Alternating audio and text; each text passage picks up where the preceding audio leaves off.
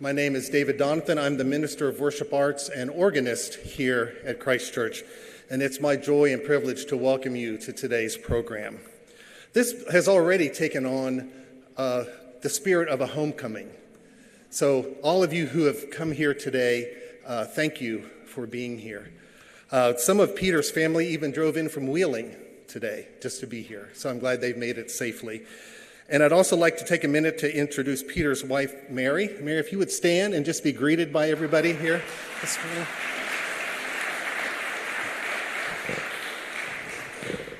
Before we begin, I just have a couple quick housekeeping things. If you're looking for the restrooms, they are across the hall and down the level to what's called the Potter Room level.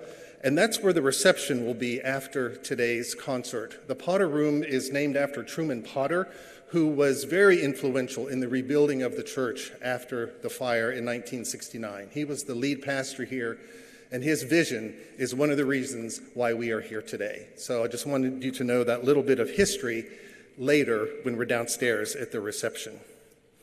We have two other recitals in this series coming up. The next one will be on March 29th. That's Paul Fye, who is really big on the internet right now. He is touring the United States, and he will be here on March 29th. That is, of course, Palm Sunday. And then another concert that's not part of this series, but will be held here in the Centrum, is the Opus Chorale of West Virginia will present their spring concert on Sunday, April 12th, which is the week after Easter, and their music will be choral music that features the use of this wonderful instrument that we have here in the Centrum. Again, not part of this series, but it'll be a concert that you will not want to miss. And then on Sunday, May 10th, we have Dr. Jeanette Fischel from Indiana University who will be here to give the final recital. Jeanette was a professor at my graduate school, and she has been here 2 times before. So this will be her 3rd trip to Charleston to give a recital on May 10th. And then this series has gone so well that we have decided to extend it into the fall and winter of next year. And I'm hoping by the next concert on March 29th, we'll be able to announce the recitalists that we are planning on bringing in the fall of 2026 and in the winter of 2027. So hopefully at our next concert, I'll be able to make those announcements. You'll see on the inside of the program an explanation of what all this is up here. And I'd like to just point that out to you if you have a chance, because there's some historic significance to everything that is up here as related to Truman Potter that I've talked about earlier. And also there is a QR code there in your program. If you would like to help support this recital series, you can scan that QR code and make a contribution there. We'll have an usher at the door if you'd like to drop a contribution in there. It's completely up to you, but we just have had people ask us, and so we're just making that option available for anybody that might want to. So as I mentioned earlier, this has kind of taken on the atmosphere of a homecoming. I've seen lots of hugs and lots of hello, it's good to see you.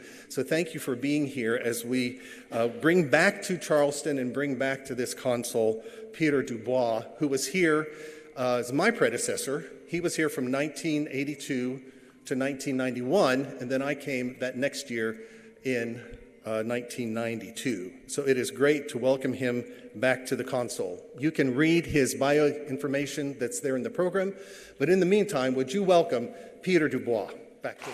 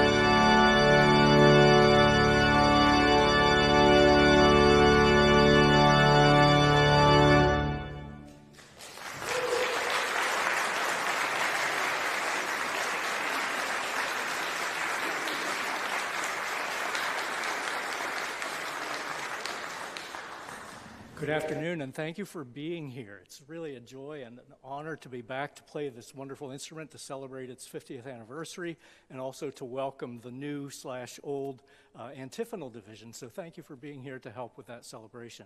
It's also great to be back in Charleston and at Christ Church, which holds so many memories for us all over the years, wonderful people, services, events, not to mention our wedding 40 years ago and the baptisms of both of our children. So it's a real special time to be back. Flor Peters, the composer of that first piece, was really an outstanding composer, organist, and teacher in Belgium through much of the 20th century.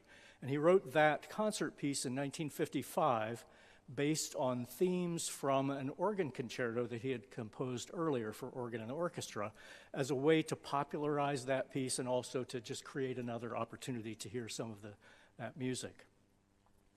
Next, we'll move on to music of the jazz piano legend, George Shearing, not a likely organ composer, but apparently in the 1970s, while he was on a concert tour, in between performances, he would sit down in a studio and record piano improvisations on a number of American folk hymns.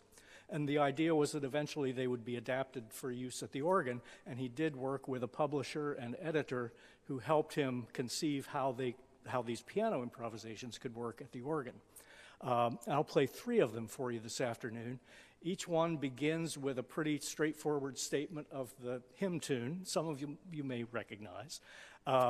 But then it's a set of variations on each one. There are 3 or 4 variations of each one, and each variation gets a little bit more harmonically daring and delving deeper into the jazz realm. So enjoy music of George Shearing.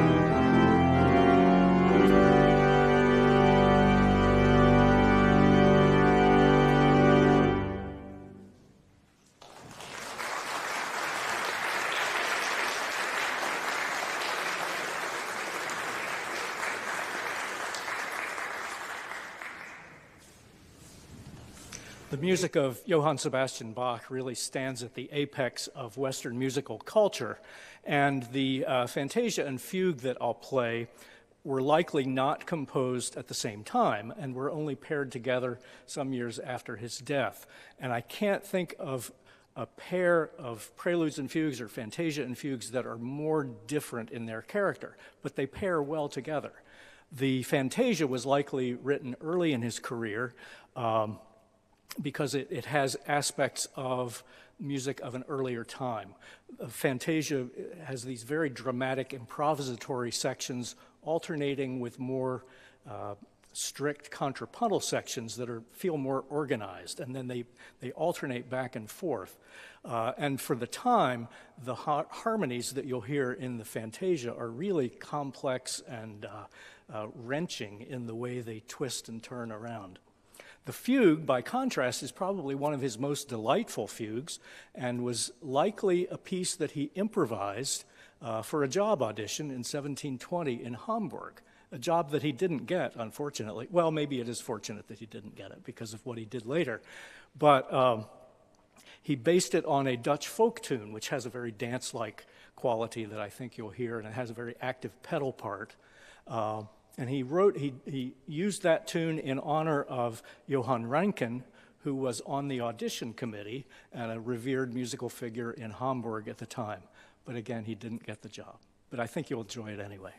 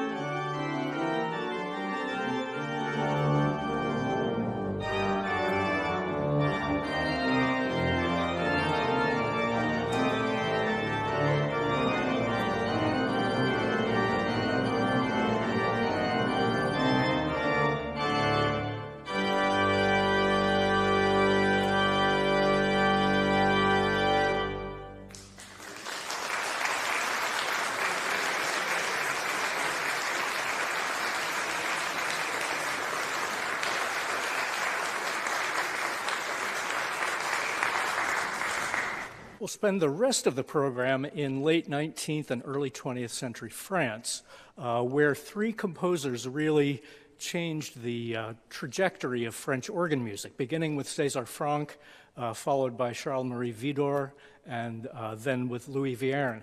But they established a tradition that even continues today. We'll start with music of Widor.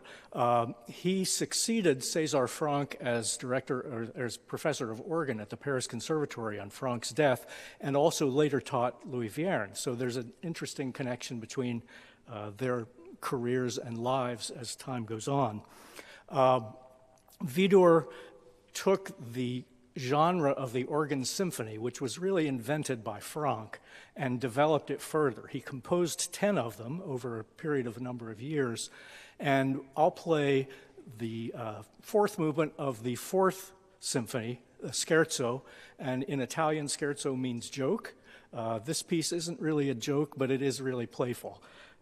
Then we'll move from that to heroic music of César Franck, who really was considered the father of modern French organ composition. Starting in the mid-19th century, he really established a new tradition that continues today. The Pièce Héroïque is one of three pieces that he wrote in 1878 for the dedication of a significant new instrument in the Trocadero in Paris, which was a big concert hall on the banks of the Seine, directly across from what is now the Eiffel Tower, even though the Eiffel Tower wasn't there at the time. But it's interesting music in that it embodies the romantic notion of the battle between good and evil and the ultimate triumph of good. It begins with a rather menacing theme with a pulsing accompaniment that develops a bit. And then a second theme appears midway through the piece, which is more serene and hymn-like. But there are ominous pedal notes in there too, almost like timpani strokes, that then become more intense as the menacing theme comes back, but ultimately the good theme triumphs at the end. So music of Widor and then César Franck.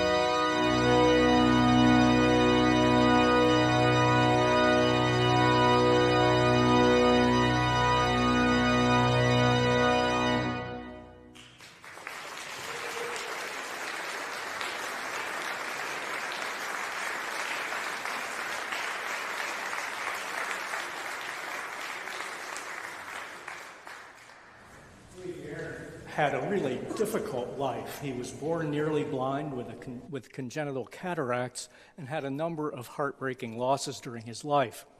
He was among a long line of French organists, blind French organists, who came through the National Institute for the Young Blind in Paris. And for some reason, they had an active organ instruction program. And there are even 20th century organists who have come through that program who've been just brilliant. But despite that, he started organ lessons actually at the National Institute in 1886. And in 1890, he was accepted as a student of César Franck. Unfortunately, within a month, Franck had died from complications from a traffic accident, of all things. And so he then moved to study with Widor and became his assistant at the Church of Saint-Sulpice until Vierne himself was appointed organist of Notre Dame in the year 1900.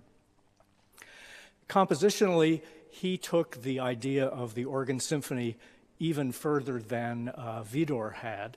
And among his other works are a set of 24 pieces in freestyle, which are shorter works. And from that set, I'll play a very sweet berceuse, or lullaby, which he wrote for his daughter Colette. And then we'll move to two movements from Vierne's Second Symphony, which was composed in 1901 to 1903. And then in that, it was the first of what are called, or it's the first time he used what are called cyclic techniques, in which themes that are introduced in the first movement appear modified and changed in other movements throughout the work. So it creates a kind of a musical thread through the piece. And you'll hear a little bit of that in these first two movements. The Allegro begins with a very angular and rhythmic theme that appears right at the outset, and then it's developed. A lyrical second theme comes in. The two kind of vie for attention later on and then are combined at the end of the movement in a really powerful way. The chorale, the first theme of the chorale, begins with a modified version of the second theme of the first movement, the lyrical one. And it starts out with a pedal solo and then is answered by a sort of a hymn-like part in the manuals. And that hymn-like section and that chorale-type section is interrupted twice by a couple of more agitated pieces that kind of stir the pot a little bit, and then it comes back to the serene, and then it gets agitated again. But ultimately, the lyrical theme wins. It's kind of the reverse of the pièce héroïque, in that the good theme starts, the mean theme comes in, and then it resolves all to the good at the end. So music of Louis Vierne.